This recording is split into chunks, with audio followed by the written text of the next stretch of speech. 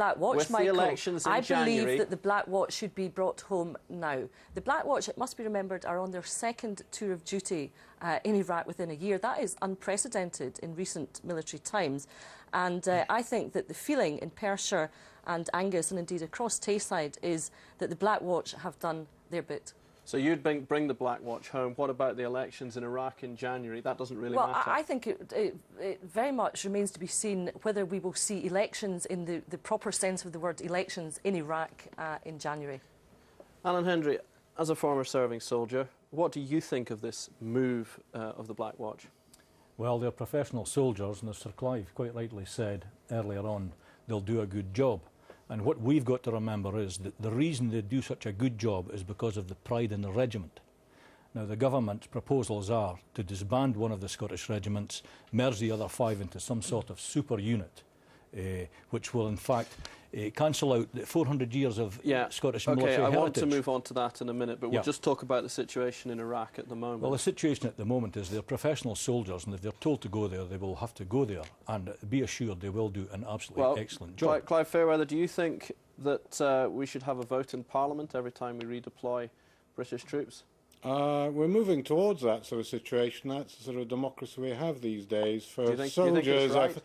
I think soldiers find it a little bit difficult. I would imagine that most of the jocks in the Black Watch, they'll be apprehensive. Their families are rightly apprehensive, but they'll want to get on with that job.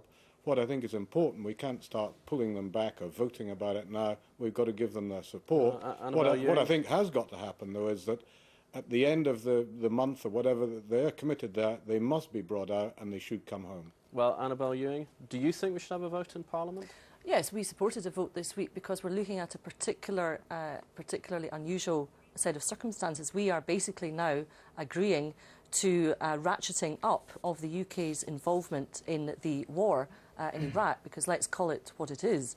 And because of that, yes, we supported a vote at this time. I quite agree with Sir Clive that in a military situation, of course, you would not expect there to be a vote in the respective Parliament about each detail of the military deployment. But what we're talking about here, Michael, is something that ultimately was a political decision, as evidenced by the fact that the Cabinet discussed it fully this morning. That shows quite clearly this was a political decision. Moving on to this issue of regiments, do you think they should remain exactly as they are at the moment, Annabelle Ewing? Well, I think that the regiments should remain in existence. I mean, I think that they have proven their worth in terms of recruitment, and there has been a recruitment freeze, and that really is one of the problems, retention, and also in terms of operational efficiency. They have proven their worth.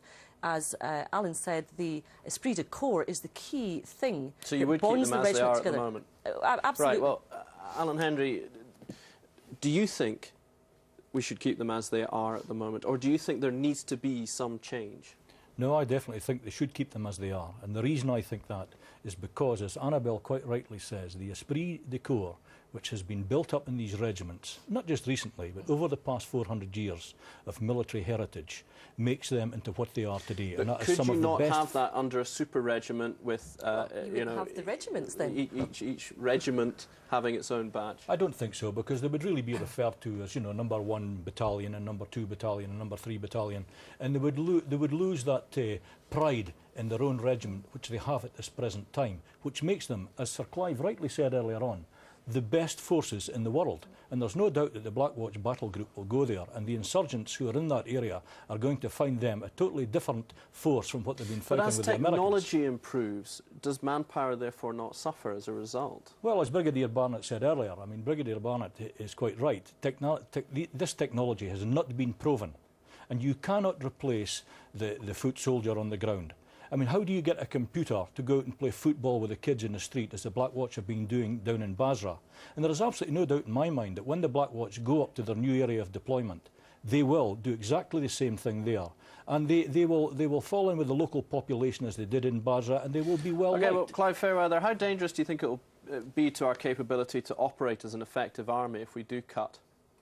It doesn't just worry me, the Army, with the Navy's being cut, so is the Air Force, at a time when I can't recall a bigger threat to the nation at home, never mind what's going on in Iraq and Afghanistan. We're into terrorism, we need manpower, we need the Navy, we need the Air Force, we need the Army, we need more troops, not less, not significantly more, but we need a bit more because all the forces are terribly overstretched. But the trouble is the money books don't balance. But I think we're about to go down really quite a dangerous route before we even get to Scottish infantry regiments. Okay, well, Clive Fairweather, Annabelle Ewing, Allan Hendry, thank you all.